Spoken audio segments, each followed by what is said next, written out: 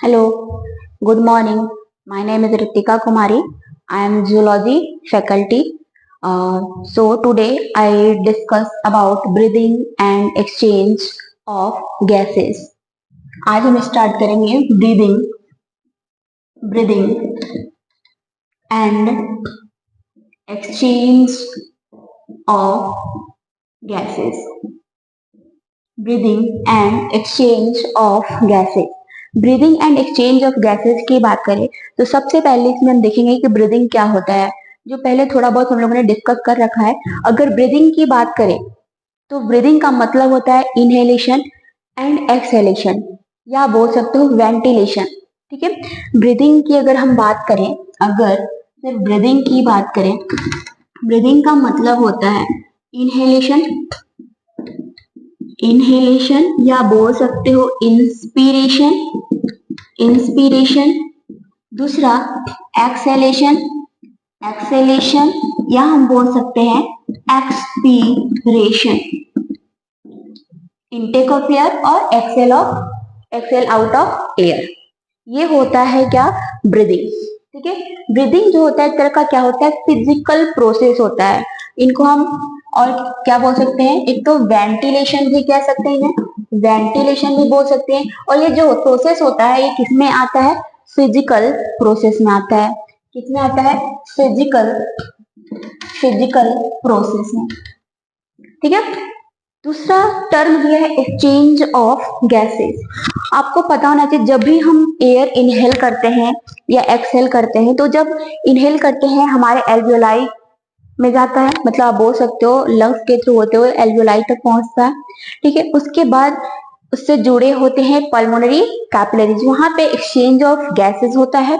फिर वहां से ऑक्सीजनेटेड ब्लड ट्रांसपोर्ट होके कहाँ पहुंचता है, हार्ट के पास, और हार्ट ब्लड पंप करता है, कहाँ पहुंचाता है oxygenated blood, pure blood tissues तक। ये होता है एक्सचेंज ऑफ गैसेस। अगर बात करें तो मेन अगर प्राइमरी साइड देखा जाए एक्सचेंज ऑफ गैसेस का, तो क्या होता है, एल्वियोलाई और पल्मोनरी कैपिलरीज के बीच में होता है। ठीक है, तो ये अगर दूसरा टर्म आता है, एक टर्म आता है रेस्पिरेशन। अगर हम टर्म रेस्पिरेशन की बात करें तो रेस्पिरेशन क्या है, एक तरह का केमिकल प्रोसेस होता है। कैसा होता है, केमिकल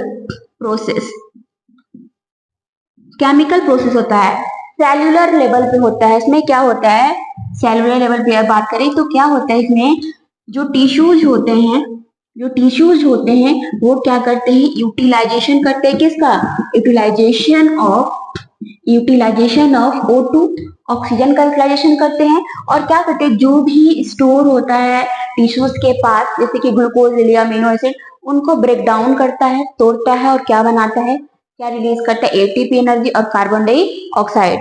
यूटिलाइजेशन ऑफ O2 का यूटिलाइजेशन करके ग्लूकोज बोल सकते हो, अमीनो एसिड बोल सकते हैं। ठीक है, ईटीसी इनको तोड़ेगा, ब्रेक डाउन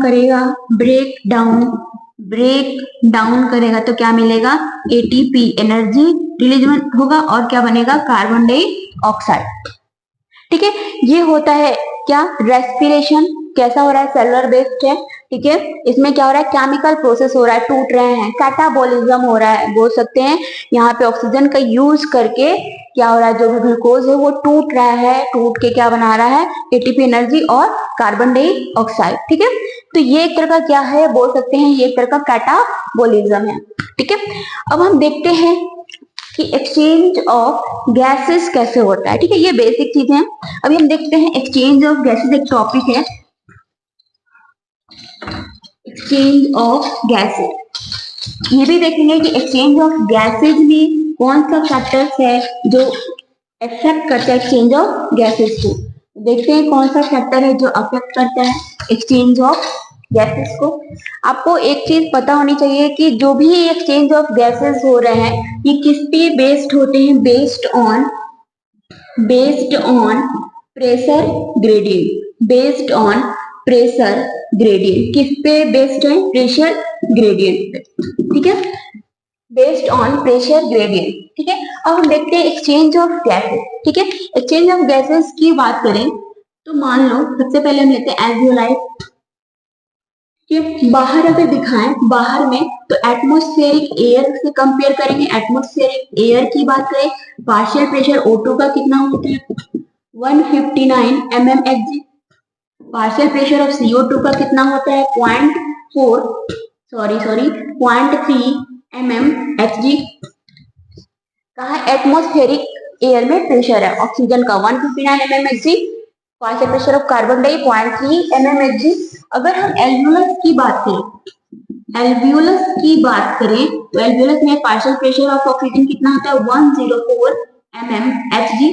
अगर पार्शियल प्रेशर ऑफ CO2 की बात करें तो कितना होता है 40 mmHg। ठीक है, इनहेल करते हैं, एक्सहेल करते हैं, आगे हम देखते हैं क्या होता है। फिर इससे जुड़े होते हैं ब्लड कैपिलरीज, लंग से पास हो रहे तो हम क्या बोल देंगे उनको पल्मोनरी कैपिलरीज बोल देंगे। ठीक है, यहाँ से ब्लड आ रहा होगा डीऑक्सीजनेटेड ब्लड, इधर से जाएगा कैसा ऑक्सीजनेटेड ब्लड। क्या होते हैं यहीं पे एक्सचेंज ऑफ गैसेज होते हैं। ये अगर बोले स्क्वामस, सिंपल स्क्वामस एपिथेलियम का बना होता है, ये बेसमेंट सबस्टेंसेस होते हैं, ये एंडोथेलियम होता है, बहुत ही थिन होता है, लेस देन 1 mm, इनका थिकनेस होता है लेस देन 1 mm होता है।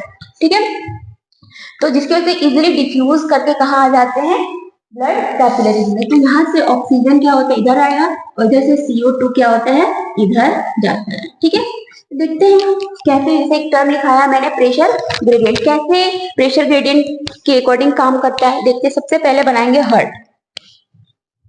यहाँ पे अगर हर्ट की बात करें, हर्ट में कितने चैम्बर हर्ट होते हैं 4 चैम्बर हर्ट होते हैं। अगर बात करें कितने चैम्बर हर्ट होते हैं 4 चैम्बर हर्ट होते हैं। 4 चैम्बर हर्ट में ये क्या है लेफ्ट ऑट्रियम, ये क्या है left ventricle, right atrium, right ventricle. ठीक है, इधर जो लेफ्ट ऑट्रियम में आ रहा होगा कैसा ब्लड आ रहा होगा ऑक्सीजनेटेड ब्लड, मतलब ये वाला जो कैपिलरीज है इसके थ्रू होते हुए पल्मोनरी वेन्स के थ्रू होते हुए कहाँ पहुंच जाएगा लेफ्ट ऑट्रियम। ये क्या है पल्मोनरी वेन, पल्मोनरी वेन के थ्रू कैसा ब्लड आ रहा है ऑक्सीजनेटेड ब्लड आ रहा है। कैसा ब्लड आ रहा है ऑक्सीजनेटेड ब्लड।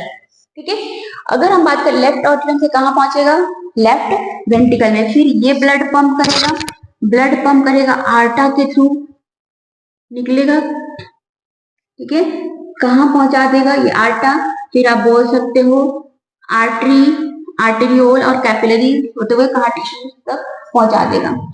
इसको बोलते हैं सिस्टेमिक आर्टरी बोल देते हैं। यहाँ पे देखो यहाँ कहाँ पहुंचा दिया, यहाँ पे टिश्यूज हैं, टिश्यूज के पास कैपिलरी सिस्टम के थ्रू क्या क्या ब्लड पहुंचा रहा है, ब्लड के थ्रू क्या जा रहा है। अगर हम बात करें तो ऑक्सीजन क्या कर रहा है यहाँ पे टिश्यू यूटिलाइज कर रहा है। फिर क्या होता है यहाँ से डीऑक्सीजनेटेड ब्लड कैरी करता है, उठाता है जो भी आपका डीऑक्सीजनेटेड ब्लड, उसके बाद से क्या होगा ये कहाँ पहुंच जाएगा राइट ऑट्रियम में, वेना कावा के थ्रू राइट ऑट्रियम में। ठीक है, अब जो राइट वेंट्रिकल में फिर पहुंचेगा, फिर राइट वेंट्रिकल क्या करेगा ब्लड पंप करेगा, राइट वेंट्रिकल भी क्या करेगा ब्लड पंप करेगा और कहां पहुंचा देगा लंग्स में।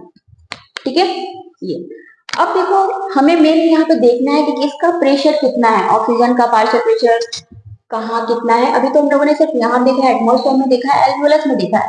ठीक है, अब हम देखते हैं पल्मोनरी वेन से स्टार्ट करते हैं। अगर पल्मोनरी वेन की बात करें तो यहाँ पे पार्शियल प्रेशर ऑक्सीजन का कितना होगा 95 mmHg, कितना होगा 95 mmHg। ठीक है, पार्शियल प्रेशर ऑफ ऑक्सीजन का होगा 95 mmHg और पार्शियल प्रेशर कार्बन डाइऑक्साइड का कितना होगा 40 mmHg, कितना होगा 40 mmHg। ठीक है, ऐसे ऐसे क्या होगा जो ब्लड आ रहा है कैसा है ऑक्सीजनेटेड ब्लड है, रेड से इंडिकेट कर देती हूँ। फिर इधर से आया, फिर आर्टा के थ्रू होते हुए आप इनको बोल सकते हो सिस्टेमिक आर्टरी, ये कहाँ पहुंच जाएंगे टिश्यूज के पास, ऑक्सीजन का सप्लाई कर देता है।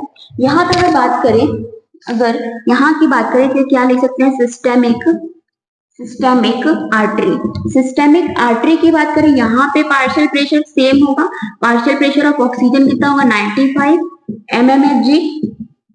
अगर पार्शियल प्रेशर ऑफ CO2 की बात करें तो कितना होगा 40 mmHg। ठीक है, फिर ऑक्सीजनेटेड ब्लड मतलब जो आ रहा है यहाँ पे 95 mmHg है ऑलरेडी टिश्यूज के पास, कितना पार्शियल प्रेशर ऑक्सीजन का है? अगर पार्शियल प्रेशर ऑक्सीजन की बात करें ऑलरेडी कितना है इसके पास, कितना है आप बोल सकते हो, इनके पास ऑलरेडी है 40 mmHg।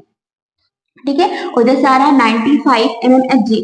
तो यहाँ देखोगे हमेशा ही हाई पार्शियल प्रेशर से किधर की तरफ जाएगा, लो की तरफ। तो इधर से क्या होगा, ये ऑक्सीजन का यूज कर लेगा। ठीक है, अब यहाँ से कैटाबोलिज्म करेगा। टिश्यू क्या करेगा, कैटाबोलिज्म करेगा। जो भी ग्लूकोज या अमीनो एसिड के फॉर्म में स्टोर करके रखा है, कुछ भी हो सकता है, उनका कैटाबोलिज्म करेगा, तोड़ेगा। तोड़ेगा तो क्या रिलीज होगा, कार्बन डाइऑक्साइड और एटीपी एनर्जी। एटीपी एनर्जी का क्या करेगा, यूज कर जाएगा। ठीक है, अब यहाँ से जो CO2 बना रहा है वो कहाँ, डीऑक्सीजनेटेड ब्लड में क्या करेगा, डाल देगा। यहाँ पे अगर CO2 का पार्शियल प्रेशर देखें कितना है, ऑलरेडी 45 mmHg, लेकिन इधर से जो आ रहा है इसमें कितना है, 40 mmHg। तो हायर प्रेशर से किधर की तरफ जाएगा, लोअर की तरफ जाएगा।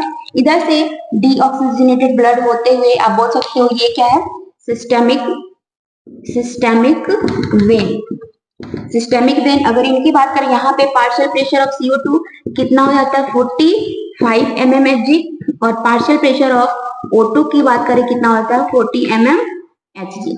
फिर इधर से होते हुए डीऑक्सीजनेटेड ब्लड कहाँ गया, राइट ऑट्रियम में। राइट ऑट्रियम से राइट वेंट्रिकल ब्लड पंप किया, कहाँ पहुंचेगा, पल्मोनरी वेन से होते हुए कैपिलरीज तक, लंग तक पहुंच गया।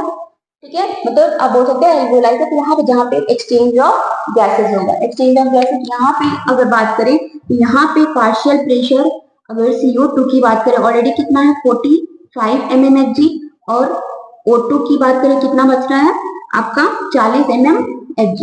अब यहाँ देखो 45 है पार्शियल प्रेशर ऑफ CO2, यहाँ कितना है, 40 है। तो हायर प्रेशर से किधर की तरफ जाएगा, लोअर की तरफ, CO2 बाहर निकल जाएगा। और यहाँ पे 104 mmHg है और 40 mmHg किसका है, ऑक्सीजन का। तो हायर से इधर की तरफ आएगा, आएगा कि नहीं, ये बार बार क्या करेगा, रिपीट करेगा। ठीक है, ये दिख रहा है जो आपको, ये क्या है, एक्सचेंज ऑफ गैसेस। अब हम देखेंगे कौन कौन से फैक्टर हैं जो इन एक्सचेंज ऑफ गैसेस को क्या करते हैं, अफेक्ट करते हैं। ठीक है, तो सबसे पहले बात करो, अगर जो एक्सचेंज ऑफ गैसेस को इफेक्ट करते हैं तो हम बताते हैं। सबसे पहले डिफ्यूजन। डिफ्यूजन क्या करेगा, एक्सचेंज ऑफ गैसेस को अफेक्ट करेगा। दूसरा कंसंट्रेशन ग्रेडियंट भी अफेक्ट करेगा एक्सचेंज ऑफ गैसेस को। थिकनेस जो है मेम्ब्रेन की वो भी क्या करेगी, एक्सचेंज ऑफ गैसेस को अफेक्ट करेगी। और पार्शियल प्रेशर जो है वो भी क्या करेगा, एक्सचेंज ऑफ गैसेस को अफेक्ट करेगा। ठीक है, तो यहाँ पे लिख सकते हैं, सबसे पहले स्टार्ट करते हैं, partial pressure, partial pressure, partial pressure of, partial pressure लिख लो डायरेक्ट। फिर कंसंट्रेशन ग्रेडियंट, कंसंट्रेशन ग्रेडियंट बोल सकते हैं, डिफ्यूजन, डिफ्यूजन, और क्या बोल सकते हैं, सॉल्युबिलिटी, सॉल्युबिलिटी भी इफेक्ट करता है। और thickness of the membrane, thickness of, thickness of the membrane, thickness of the membrane, ये क्या करते हैं, एक्सचेंज ऑफ गैसेस को अफेक्ट करते हैं। ठीक है, अब अगर बात करें एक्सचेंज ऑफ, ये एक तरह का हम इन्हें एक टर्म में बोल देते हैं, फिजिको केमिकल प्रोसेस भी बोल देते हैं। तो फिजिको केमिकल प्रोसेस की बात करें तो फिजिको केमिकल प्रोसेस होता क्या है, फिजिको केमिकल में दो टर्म है, एक फिजिकल और दूसरा क्या है, केमिकल। फिजिकल प्रोसेस में जैसे कि ब्रीदिंग हो गया, एक्सचेंज ऑफ गैसेज हो गया, ट्रांसपोर्ट ऑफ गैसेज हो गया, ये सब आ जाएगा फिजिकल प्रोसेस में। लेकिन अगर हम बात करें केमिकल प्रोसेस का तो आ जाएगा, जैसे रेस्पिरेशन में क्या कर रहे थे, ऑक्सीजन का यूटिलाइजेशन करके क्या कर रहा था, कैटाबोलिज्म कर रहा था, जिसकी वजह से क्या बन रहा था, CO2 और ATP energy. So thank you, next class में देखते हैं।